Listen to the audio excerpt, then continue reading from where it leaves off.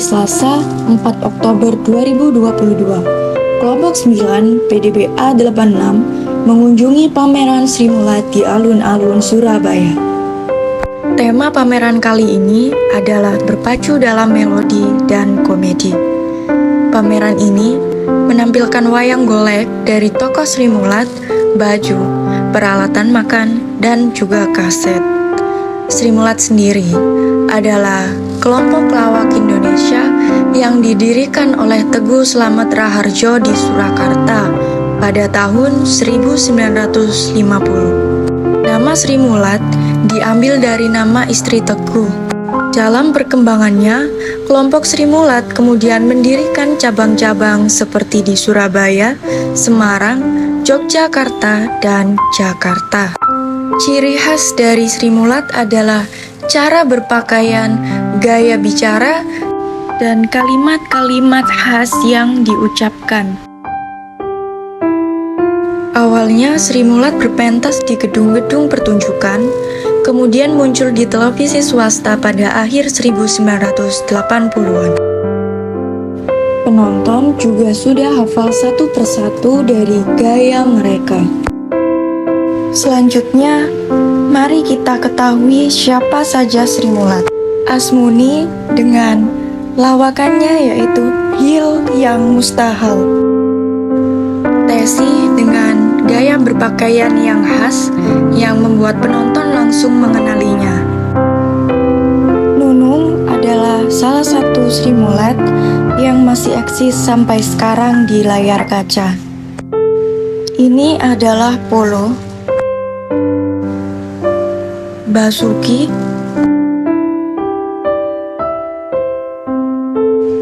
Teguh sebagai pendiri Sri Mulat, kemudian ada Gepeng, Tarzan, Iska, dan juga Ateng. Sebagai koordinator pameran Sri Mulat. Ya, nah ini mungkin adik-adik mungkin masanya beda ya. Ada sebuah pergeseran teknologi macam-macam dan sebagainya dengan masuknya di era globalisasi ini sangat menggerus dengan adanya budaya yang ada kan gitu. Nah mungkin adik-adik nggak tahu itu apa sih Sri Mulat itu kan gitu. Nah itu Sri Mulat itu adalah cikal bakal sebuah kelompok komedian yang besar yang ada di Indonesia. Nah sekarang itu sudah lagi tren adanya stand up comedy. Sri Mulat itu gitu. Betul. Yang akhirnya berkembang. Nah dengan bergeserannya proses waktu yang akhirnya juga melakukan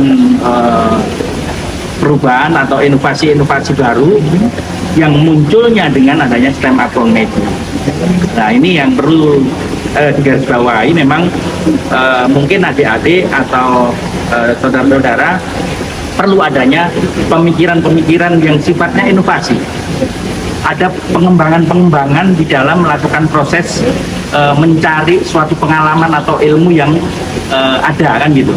Jadi tidak sekedar mendapatkan ilmu dari pendidikan yang sifatnya di sekolahan, di luar pun juga banyak ilmu itu yang seharusnya dia dapatkan gitu. Contohnya di alun-alun Surabaya ini, adik sudah melakukan proses langsung real di lapangan, ternyata ada pameran seperti ini dan sebagainya, terus bisa mengungkap tahu sejarah adanya komedian yang ada di Indonesia, terus bisa juga tanya-tanya tentang persoalan sejarah Balai Pemuda itu bagaimana dan sebagainya. Nah, Balai Pemuda sendiri ini sudah banyak